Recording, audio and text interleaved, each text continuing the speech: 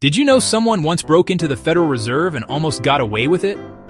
It sounds like something out of a Hollywood movie, but this is a true story, one that shook Atlanta to its core and left the nation in disbelief. Yeah, in the heart of the Great Depression, while the world was scrambling for any bit of cash, one man decided to walk into the belly of the beast, literally. People were losing their jobs, families were struggling to put food on the table, and banks were closing left and right. Desperation was everywhere. Let's rewind to 1930 Atlanta. The city was buzzing, the economy was tanking, and the nation's trust in banks was lower than ever. The Federal Reserve branch downtown was supposed to be a symbol of stability, but even it couldn't escape the tension in the air. But that didn't stop a man named James Aldridge. He wasn't a gangster, not some criminal mastermind, just a desperate person with a plan. He was an ordinary man, pushed to the edge by extraordinary times. Early one chilly morning, Aldridge slipped through a service entrance at the Federal Reserve branch in downtown Atlanta. The city was just waking up, and the streets were still quiet, making it the perfect time for someone with nerves of steel to make a move. He blended in, wearing plain work clothes, and carried nothing but nerves of steel. No fancy disguise, no elaborate tools, just the confidence to act like he belonged. Now the reserve was a fortress, armed guards, thick vaults, alarms. But back then, security wasn't what it is today.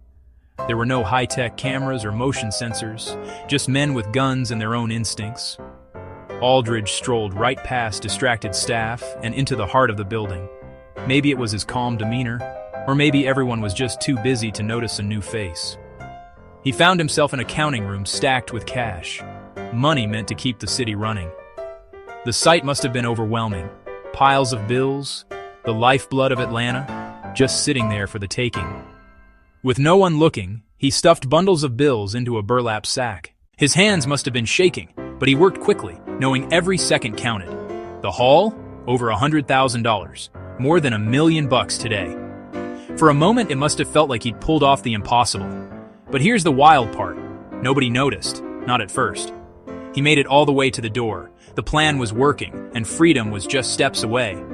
Just as he was about to slip out, a sharp-eyed guard spotted something off. A man carrying a heavy sack, sweating bullets.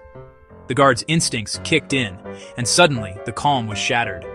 The guard shouted. Aldridge ran. The chase was on, echoing through the marble corridors. It was chaos. Papers flying, alarms wailing, guards chasing him down the marble halls. The entire bank erupted into pandemonium as everyone realized what was happening. He almost made it. Out on the street, he blended into the morning crowd, but luck ran out fast. The city was waking up, and the commotion behind him was growing louder. Police tackled him just blocks away. The sack split open, cash scattering everywhere, causing a small riot as people scrambled for free money. In seconds, the scene turned from a quiet street to utter bedlam, with bystanders grabbing at the bills as police tried to regain control. Aldridge went down in history as the man who nearly robbed the Atlanta Federal Reserve.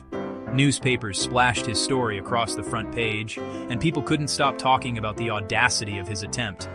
His daring move shocked the nation and forced banks to seriously rethink security.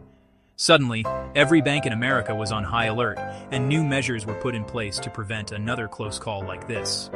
So, next time you walk past a bank, remember, sometimes truth really is stranger than fiction. The most unbelievable stories are often the ones that actually happened, right in our own cities. If you love stories like this, subscribe for more wild tales from history. There's always another unbelievable chapter waiting to be told.